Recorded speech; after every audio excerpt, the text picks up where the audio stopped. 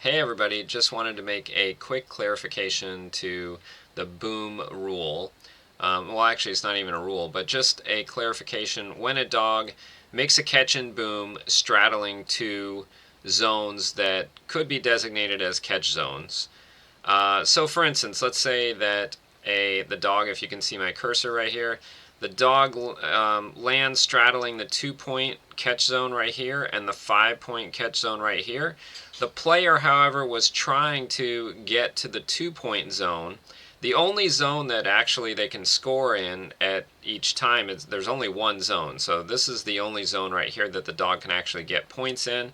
So our clarification is that while playing boom, it doesn't matter if your dog lands with all four paws in this zone, with two paws out of bounds, and two paws in, two paws over here in the 5, and two paws over here in the 2. It doesn't matter as long as there is one paw on the line or in the 2-point zone.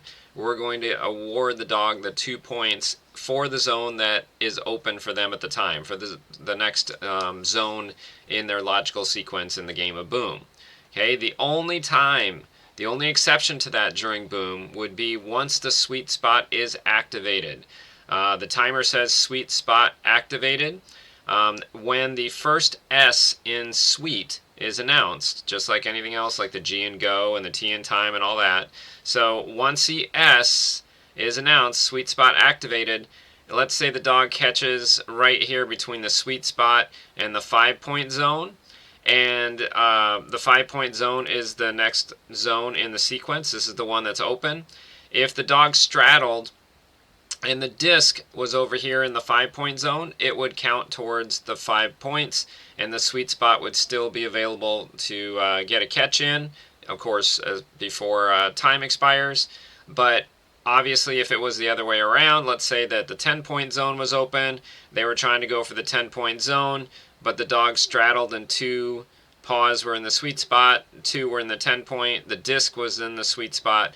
The sweet spot would get the points, and of course that would end the game. So, long story short, straddling doesn't matter in boom until the sweet spot is activated. At that point, normal general straddling rules apply. Thank you for listening to this boom clarification.